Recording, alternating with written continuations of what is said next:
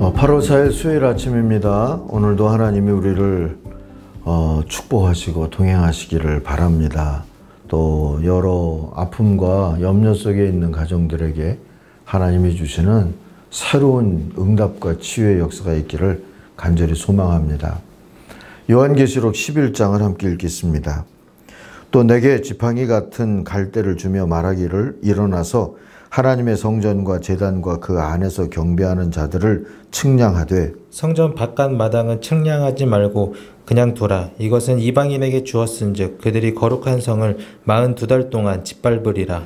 내가 나의 두 증인에게 권세를 주리니 그들이 굵은 베옷을 입고 1261을 예언하리라. 그들은 이 땅의 주 앞에 서 있는 두 감람나무와 두 촛대니 만일 누구든지 그들을 해하고자 하면 그들의 입에서 불이 나와서 그들의 원수를 삼켜버릴 것이요 누구든지 그들을 해하고자 하면 반드시 그와 같이 죽임을 당하리라. 그들이 권능을 가지고 하늘을 닫아 그 예언을 하는 날 동안 비가 오지 못하게 하고 또 권능을 가지고 물을 피로 변하게 하고 아무 때든지 원하는 대로 여러 가지 재앙으로 땅을 치리로다. 그들이 그 증언을 마칠 때에 무적행으로부터 올라오는 짐승이 그들과 더불어 전쟁을 일으켜 그들을 이기고 그들을 죽일 터인즉 그들의 시체가 큰 성 길에 있으리니 그 성은 영적으로 하면 소돔이라고도 하고 애굽이라고도 하니 곧 그들의 주께서 십자가에 못 박히신 곳이라.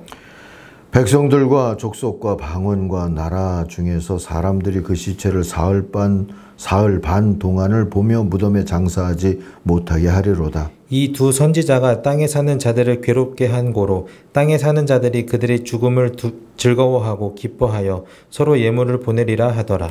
3일 반 후에 하나님께로부터 생기가 그들 속에 들어가매 그들이 발로 일어서니 구경하는 자들이 크게 두려워하더라. 하늘로부터 큰 음성이 있어 이리로 올라오라 함을 그들이 듣고 구름을 타고 하늘로 올라가니 그들의 원수들도 구경하더라. 그때 큰 지진이 나서 성 10분의 1이 무너지고 지진에 죽은 사람이 7천이라. 그 남은 자들이 두려워하여 영광을 하늘의 하나님께 돌리더라. 둘째 화는 지나갔으나 보라 셋째 화가 속히 이르는도다. 일곱째 천사가 나팔을 불매 하늘에 큰 음성들이 일어나서 이르되 세상 나라가 우리 주와 그의 그리스도의 나라가 되어 그가 세세토록 왕노릇 하시리로다 하니 하나님 앞에서 자기 보좌에 앉아있던 24장로가 엎드려 얼굴을 땅에 대고 하나님께 경배하여 이르되 감사하옵나니 옛적에도 계셨고 지금도 계신 주 하나님 곧 전능하신 이여 친히 큰 권능을 잡으시고 왕노릇 하시도다. 이방들이 분노하며 주의 진노가 내려 죽은 자를 심판하시며 종 선지자들과 성도들과 또 작은 자든지 큰 자든지 주의 이름을 경외하는 자들에게 상 주시며 또 땅을 망하게 하는 자들을 멸망시키실 때로소이다 하더라. 이 하늘에 있는 하나님의 성전이 열리니 성전 안에 하나님의 언약궤가 보이며 또 번개와 음성들과 우레와 지진과 큰 우박이 있더라. 아멘. 오늘 묵상의 제목입니다. 영원한 주권의 증인입니다. 15절을 한번 다시 봅니다. 세상 나라는 우리 주님의 것이 되고 그리스도의 것이 되었다. 주께서 영원히 다스리실 것이다. 여섯째와 일곱째 나팔 사이에 있는 또 하나의 삽경은 두 증인 비전이죠. 이 비전은 고난은 언제까지 어떻게 견디지? 라고 묻던 교회들에게 보다 구체적인 답을 줍니다. 우선 순환의 때가 한없지 않다는 희망적인 메시지를 주죠. 42달, 1260일, 그리고 12장에 나오는 한때와 두때와 반때. 이건 다 3년 반을 달수나 날수나 그 다음에 연수로 표현하는 그러한 같은 표현입니다. 그동안 하나님의 주권 아래 여자, 이 교회를 상징하는데요. 여자는 돌봄을 받죠. 주전 2세기의 헬라왕 안티오코스 4세의 신성모독과 학살도 3년 반 만에 끝났다 하는 것을 이 계시록의 처음 독자들은 다 알고 있었습니다.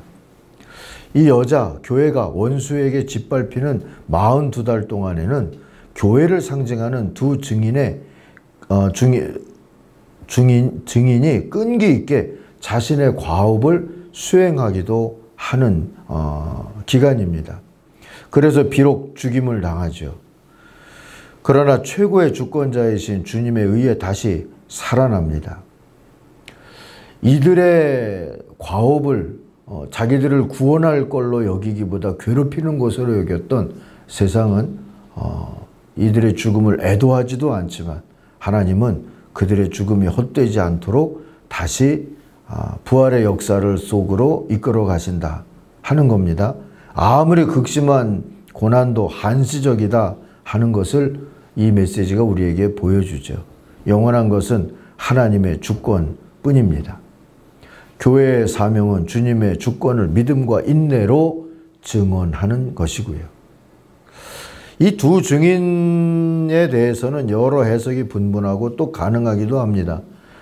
증인과 관련된 묘사들에 대해서도 견해가 분분하기는 매한가지고요. 측량하지 말라 하는 성전의 바깥마당은 세상과 타협해서 떨어져 나간 교회를 나타내는 건지를 묻기도 하고요. 또 밝힐 수 없다 하신 두루마리의 내용은 증거하는 교회의 운명에 대한 것인지 라고 묻기도 하고요. 이 환상들은 또 어떻게 연결되는지 묻기도 하면서 그 대답이 분분해지는 거죠. 이 두 증인에 관한 견해도 정말 다양합니다. 누구는 이스라엘과 교회를 상징한다 하고요. 율법과 선지자, 또 율법과 복음, 첫 언약과 둘째 언약, 또는 스룹바벨과 여호수아를 상징한다 하기도 하고요. 엘리야와 엘리사를 상징한다 하기도 합니다. 야고보와 요한이라고 하는 사람도 있고 베드로와 바울이라고 하는 사람들도 있고 회개 명령을 안 받았던 두 교회 서머나와 빌립보 교회를 상징한다 그러기도 하고요. 그리고 가장 많이는 모세와 엘리야다 이렇게 해석을 하죠. 이 중 마지막 견해를 주목해 볼 필요가 있습니다. 전염병에 대해서나 물이 피로 변하는 말씀에 대해서는 모세와 애굽의 이야기가 관련 있어 보이지 않습니까? 출애굽기 8장부터 보면 이런 것들이 나오죠.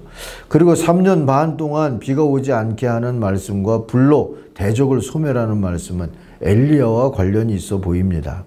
열왕기상 17장, 열왕기하 1장 같은 때에 이런 것들이 나오죠. 이런 것들을 보면 모세와 엘리야가 이 두 증인의 이미지다 이렇게 보는 것이 타당해 보입니다. 게다가 두 사람은 변화산에서 주님과 대화를 나누었다고도 나오고요. 둘 다 이 땅의 삶을 특별한 방식으로 마친 것으로 나오죠. 모세는 모압 땅에 묻혔는데 무덤은 아는 사람이 없다 그랬어요. 120살 때였는데 건강했고 눈도 밝았다. 그렇게 신명기는 증언을 합니다. 신명기 34장에서요. 엘리야는 여러분 잘 알듯이 불수레를 타고 승천했다. 이렇게 열왕기하 2장이 증언하고 있죠. 어쨌든 이 두 증인이 모세와 엘리야다. 모세와 엘리야적인 사명이다. 이렇게 우리들이 인정을 할 때 이들이 여기서 등장하는 이유가 뭔가를 살펴보면 3년 반의 제한된 시간과 관련이 있다고 해석이 되죠. 이들은 원수의 공격을 받았고 원수는 거룩한 도성을 42달 동안 짓밟죠. 그들은 원수에게 죽임을 당하죠.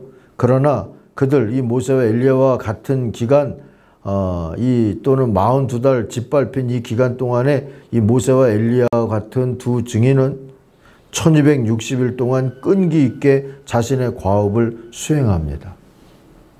이 모세와 엘리야는 결국 교회를 상징할 수 있어요. 그리고 이 교회가 감당해야 될 사명은 모세와 엘리야와 같다.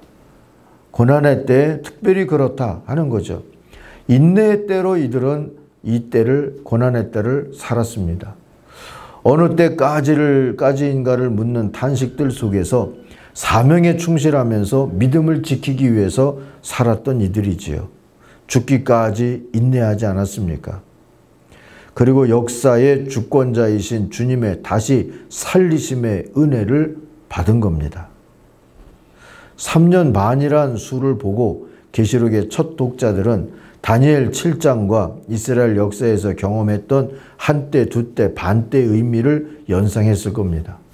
그래서 이것은 고난이지만 희망의 메시지로 들렸을 겁니다. 주전 167년에서 164년 포악한 헬라의 황제 안티오쿠스 에피파네스가 성전을 더럽히고 유대인을 대적하는 사악한 일을 행했는데 그러면서 하나님을 모독했죠. 그러나 3년 반 뒤에 마카비가 주도하는 독립운동으로 성전은 정화되고 예배를 다시 드릴 수 있게 되었고 이스라엘 백성의 위상도 어느 정도 회복했던 일이 있었어요. 이런 기억은 1세기 독자들에게 계시록의 의미를 더욱 분명하게 해주었을 겁니다. 로마의 황제의 횡포가 아무리 심해도 그것은 마귀의 방해와 동급인데 교회로 보면 그리스도 그 예표가 다니엘 7장에 나오는 인자인데요. 인자가 또 그리스도가 여전히 최고의 통치권을 가진 주님이시라는 걸 이 계시록의 여러 이야기들과 메시지와 이미지를 통해서 또 한번 확인하게 된 겁니다. 믿음으로 인내하며 사명을 다하면서 버틴다면 두 증인들처럼 말이죠. 더럽힘, 무너짐, 조롱당함 그리고 죽음까지도 회복하게 되는 날이 올 것이다. 교회로서 성도로서 말입니다. 그런 믿음을 가지고 살아야지 하고 지금 다시 또 이 계시록의 독자들은 격려를 받는 거죠. 여기 오늘 우리도 저도 있습니다. 오늘의 성도인 우리도 교회도 이 믿음으로 살아야 합니다. 이 믿음으로 산다는 것은 뭔가 우리 12장에 내일 계속 이 묵상을 이어가려고 합니다. 고난의 때지만 42달 뿐이다. 정해져 있다. 제한적이다. 그리고 이때 교회는 모세와 엘리야처럼 그 주어진 소명으로 받은 소명으로 또 감당해야 될 과업 그 사명 미션으로 더욱더 빛나야 할 때다 하는 사실을 우리들이 기억하면서 오늘도 용기를 내고 믿음으로 사시기를 간절히 바랍니다. 기도하겠습니다. 주님의 주권을 온전히 믿고 환난의 때를 인내하는 하나님의 교회와 성도들이 되게 하여 주시고 우리의 때가 이 고난의 때가 언제 끝나지보다 이 사명을 감당해야 할 때를 모세처럼 엘리야처럼 또 주님처럼 감당하게 해 주시옵소서. 늘 기도하고 응답받으며 살게 하여 주옵소서.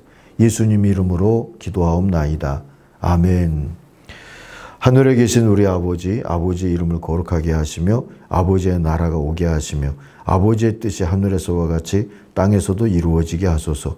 오늘 우리에게 일용할 양식을 주시고 우리가 우리에게 잘못한 사람을 용서하여 준 것 같이 우리 죄를 용서하여 주시고 우리를 시험에 빠지지 않게 하시고 악에서 구하소서.